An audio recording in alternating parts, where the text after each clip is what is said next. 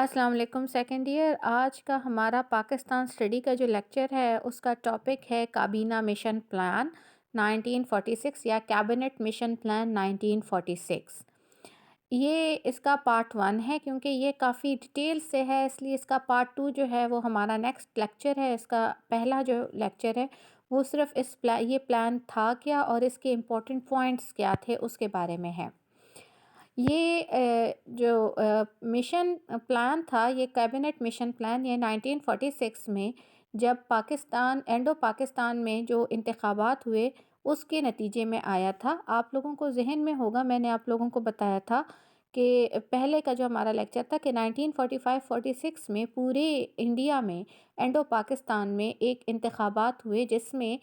مسلم league نے تمام جو سیٹیں تھیں، مسلمانوں کے لیے مخصوص سیٹیں تھیں، جو مسلمانوں کے لیے مخصوص نشستیں تھیں، وہ تمام کی تمام نشستیں مسلم لیگ لے چکا ہے۔ اور اس وقت پورے انڈیا میں جو دو پارٹیز ہیں جو رول کر رہی ہیں، وہ ایک کانگریس ہے اور دوسری مسلم لیگ ہے۔ مسلم لیگ مسلمانوں کی واحد نمائندہ جماعت ہونے کی حیثیت سے اپنے آپ کو تسلیم کروا چکی ہے۔ جس وقت انڈیا میں انتخابات ہوئے اس وقت برطانیہ میں بھی انتخابات ہوئے، اور برطانیہ میں جو پارٹی حکومت میں آئی وہ لیبر پارٹی تھی۔ اچھا یاد رکھیں، جس طرح انڈیا میں کانگریس اور مسلم لیگ اس وقت کی دو مضبوط ترین پارٹیاں تھیں، اسی طرح انڈیا جو برطانیہ ہے اس کی دو مضبوط ترین پارٹیز تھیں، ایک لبرل پارٹی اور ایک لیبر پارٹی۔ جو لیبر پارٹی تھی، اس کے جو سیاسی رہنما تھے یا وہاں کے جو پولیٹیشنز تھے، ان کے زیادہ تر تعلقات انڈیا میں کانگریس کے لیڈرز کے ساتھ تھے، اور اس لیے ان کے برسر اقتدار آنے پر کانگریس کو بہت زیادہ خوشی ہو رہی تھی، کیونکہ جو لیبر پارٹی کے جو رہنما تھے یا پولیٹیشنز تھے یا جو ان کے وزیر تھے، وہ زیادہ تر کانگریس کا ساتھ دے رہے تھے۔ ان دنوں وزیر اعظم جو وہاں کے بنے، برطانیہ کے نئے وزیر اعظم جو بنے لارڈ ایٹلی، اس نے کیا کیا کہ برصغیر کے حالات معلوم کرنے کے لیے اور مستقبل کا فیصلہ کرنے کے لیے 3 وزیروں کو بھیجا۔ یہ وزیر چونکہ ان کی خاص کابینہ سے تعلق رکھتے تھے، اس وجہ سے اس پورے مشن کو کابینہ مشن پلان کہا گیا۔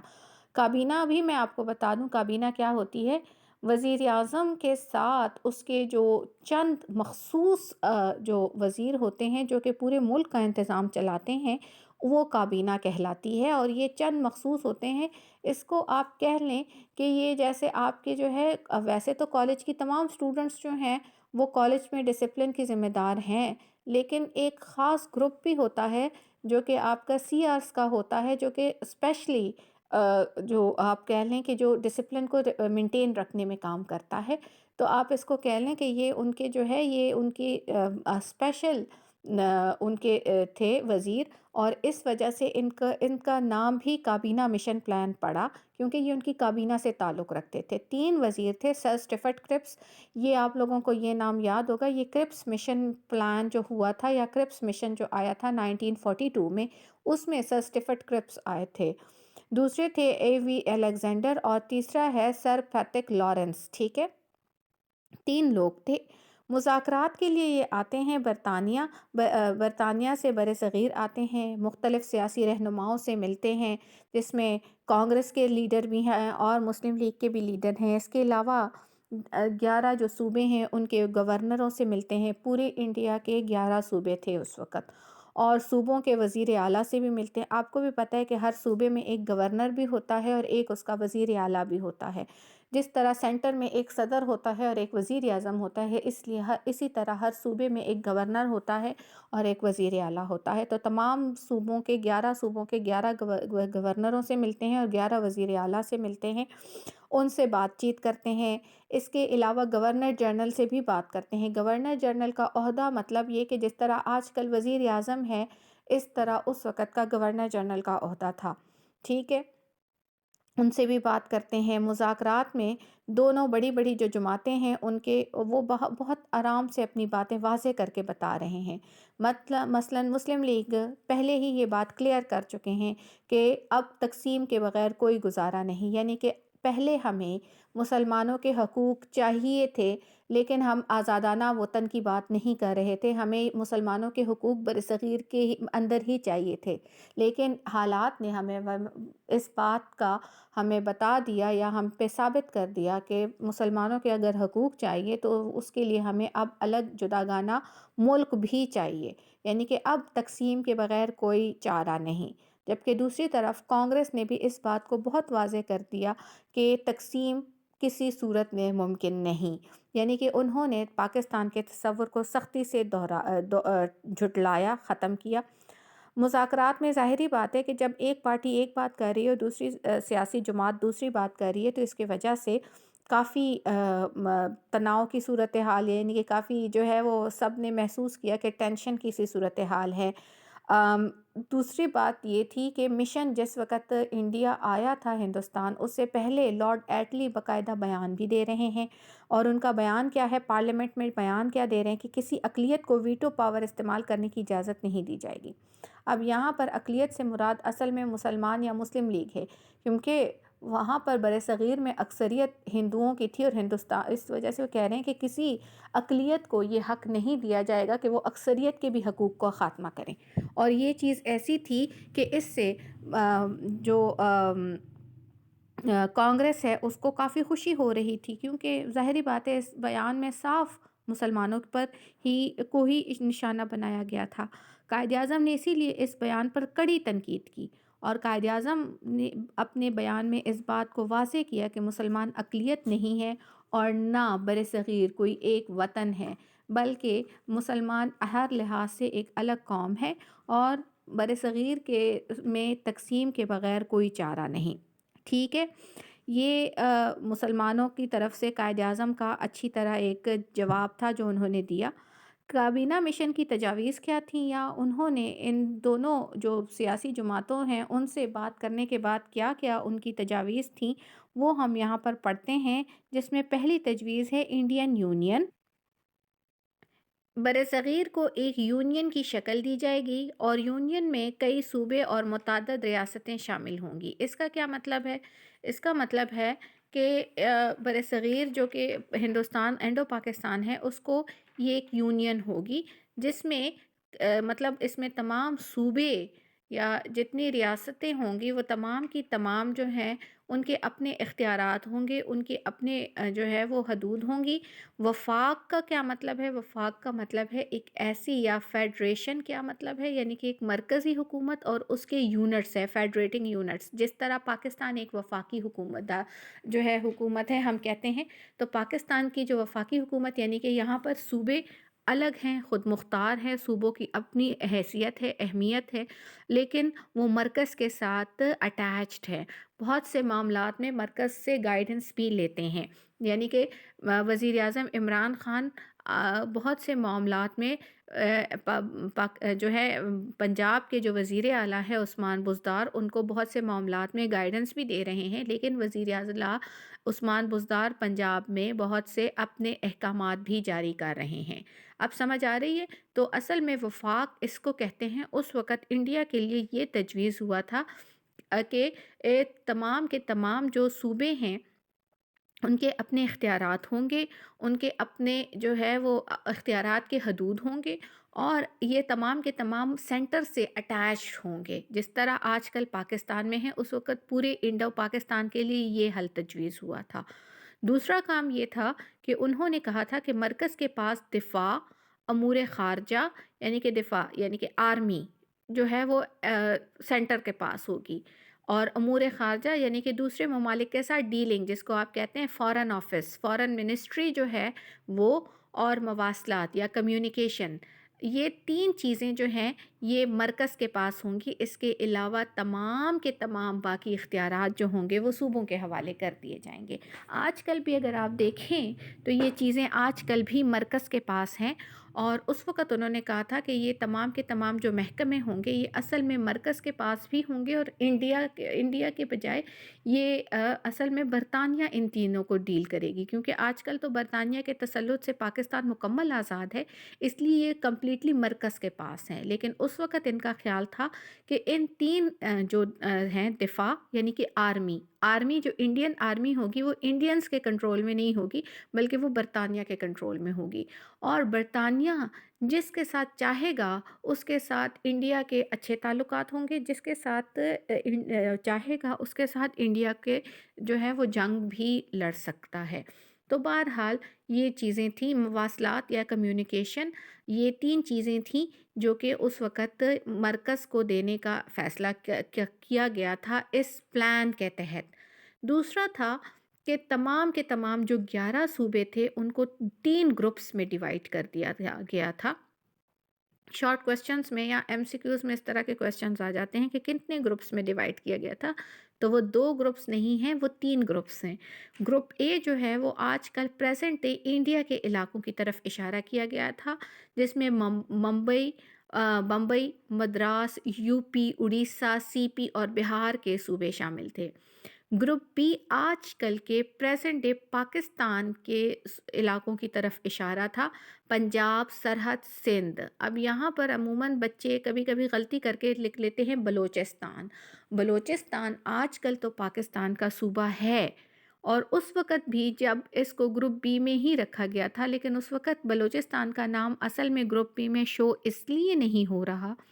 کیونکہ بلوچستان اس وقت صوبہ نہیں بنا تھا، بلوچستان کو صوبے کی حیثیت نہیں دی گئی تھی، اس لیے بلوچستان کا نام صوبوں کے گروپ میں نہیں لکھا گیا۔ لیکن آج کل کا پریزنٹ ڈے ایریا جو ہے یہ اس وقت پاکستان کا، یہ اس وقت گروپ بی کا تھا، جبکہ گروپ سی میں بنگال اور آسام یعنی کہ آج کل کا پریزنٹ ڈے بنگلہ دیش کا جو علاقہ ہے اس کو گروپ سی میں رکھا گیا تھا۔ تو انہوں نے کہا تھا کہ تمام کے تمام صوبے 3 گروپس میں ڈیوائیڈ ہوں گے، جس میں کیا ہوگا، ان کا کام کیا ہوگا، ہر گروپ اپنے لیے جو ہے ان کی اپنا ایک الگ حکومت ہوگی، یا اس گروپ کی کیا ہوگا، ان کے اپنے اختیارات ہوں گے۔ یعنی کہ پاکستان کی جھلک اس جو کابینہ مشن پلان میں کسی حد تک نظر آ رہی ہے کہ یہ ان کی اپنا وفاق ہوگا، ان کی اپنی جو ہے اختیارات ہوں گے ہر گروپ کا، یعنی کہ گروپ کی اپنی مرضی ہے، وہ کسی طریقے سے بھی اپنے ایریا کو چلا سکتا ہے، اور ان کی اپنے جو ہے ہر صوبے کے درمیان اختیارات، ان کو اختیارات بھی دیے گئے تھے ہر گروپ کو۔ اچھا، اس کے علاوہ ایک اور فیصلہ اس میں یہ کیا گیا تھا کہ اگر صوبے اور ریاستیں مرکزی قانون ساز اسمبلی اور کابینہ میں نشستیں حاصل کریں گی اور ان کا دار و مدار ان کی آبادی پر ہوگا، یعنی کہ اگر جو ہے آج کل کے جو پریزنٹ ڈے پاکستان کے اور پریزنٹ ڈے بنگال کے، بنگلہ دیش کے اور پریزنٹ ڈے جو انڈیا ہے ان کے علاقوں کے جو لوگ ہوں گے وہاں سے باقاعدہ، جس طرح ہمارے آج کل پورے پاکستان سے الیکشن لڑ کر وزراء آتے ہیں اور وہ اسلام آباد کے اسمبلی میں بیٹھتے ہیں، اسی طرح اس وقت تمام انڈو پاکستان سے وزیر جو ہیں وہ الیکشن لڑیں گے، اور وہ مرکز میں جو ان کا مرکز ہوگا ان میں بیٹھیں گے، ٹھیک ہے۔ اور اس میں کتنے آبادی کے تناسب سے ہوگا؟ آبادی کے تناسب سے مطلب یہ کہ یہ اگر آبادی جو ہے کسی جگہ کی زیادہ ہے تو وہاں کے زیادہ لوگ جو ہے وہ الیکشن میں وزیر ہوں گے، اور جہاں کی آبادی کم ہے وہاں کے تھوڑے وزیر وہاں سے منتخب ہوں گے۔ ایک تو یہ انہیں کہا گیا تھا کہ آبادی کے تناسب سے ہر صوبے کو اس کا حصہ ملے گا۔ آج کل پاکستان میں بھی یہی چل رہا ہے، پاکستان میں بھی صوبے کو، ہر تمام صوبوں کو، جو چاروں صوبے ہیں پنجاب، سندھ، بلوچستان اور کے پی کے، ان سب کو ان کے وزیر جو سینٹر میں بیٹھے ہیں یا اسلام آباد میں بیٹھے ہیں وہ اصل میں اپنے اپنے صوبوں کی آبادی کے حساب سے بیٹھے ہیں۔ اسی لیے چونکہ پورے پاکستان میں پنجاب کی آبادی زیادہ ہے، اس لیے جو اسلام آباد مرکز ہے وہاں پر جو اسمبلی ہے وہاں پر پنجاب کے وزیروں کی تعداد سب سے زیادہ ہے، اور بلوچستان کی آبادی چونکہ پورے پاکستان میں سب سے کم ہے، اس لیے مرکز میں یا جو سینٹر ہے وہاں پر جو وزیر ہیں ان کی تعداد جو ہے وہ سب سے کم ہے بلوچستان کی، ٹھیک ہے۔ تو یہ آبادی کے تناسب سے تقریباً پوری دنیا میں ہی یہ قانون ہے، اس وقت انہوں نے انڈیا میں بھی رائج کرنے کے لیے فیصلہ کر لیا تھا۔ آئین سازی، یعنی کہ نیا قانون، آئین سازی کا مطلب ہے ہر جو ہے آئین ساز اسمبلی یا قانون بنانے والی اسمبلی۔ آئین ساز اسمبلی اس اسمبلی کو کہا جاتا ہے جو قانون بھی بنائے، آئین بھی بنائے۔ اور آئین کے بارے میں پہلے بھی بتا چکی ہوں کہ آئین یا کانسٹیٹیوشن یہ کیا ہے؟ قوانین کا مجموعہ ہے۔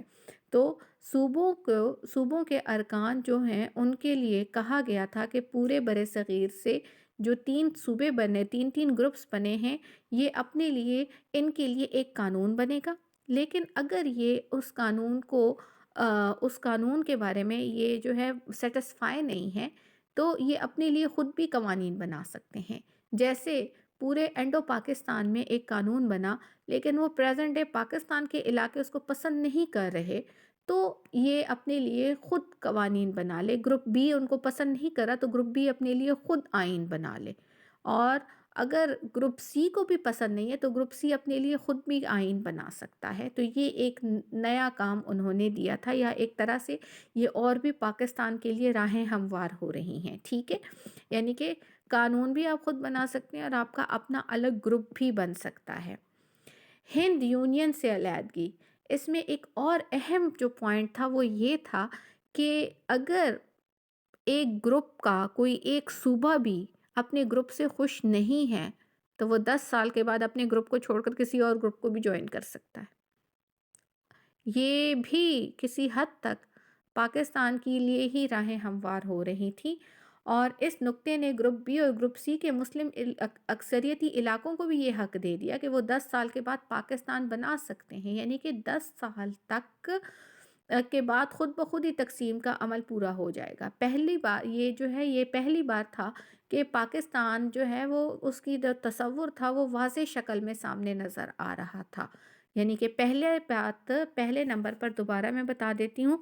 ایک تو انہوں نے گروپ بنا لیے، اس گروپ میں مسلمان صوبے الگ ہو رہے ہیں۔ دوسرا وہ کہہ رہے ہیں کہ ان گروپس میں کیا ہوگا، یہ اپنے لیے الگ قوانین بنا سکتے ہیں، اپنے لیے الگ، اگر انہیں ہمارے بنائے قوانین پسند نہیں ہے تو اپنے لیے اپنے ایک الگ قوانین بنا سکتے ہیں۔ یہ ایک دوسرے امپورٹنٹ چیز ہے۔ اور تیسری چیز جو کہہ رہے ہیں وہ یہ ہے کہ اگر کوئی علاقہ اپنے گروپ کے ساتھ خوش نہیں ہے تو وہ 10 سال کے بعد اپنے گروپ کو چھوڑ کر کسی اور گروپ کو بھی جوائن کر سکتا ہے، جو مسلم اکثریتی علاقوں کو یہ حق دے رہا ہے کہ اگر وہ انڈیا کے ساتھ خوش نہیں ہے تو وہ مسلمانوں کے ساتھ آ کر مل سکتے ہیں۔ 10 سال کے بعد یہ ان کے تقسیم کا عمل پورا ہو جائے گا۔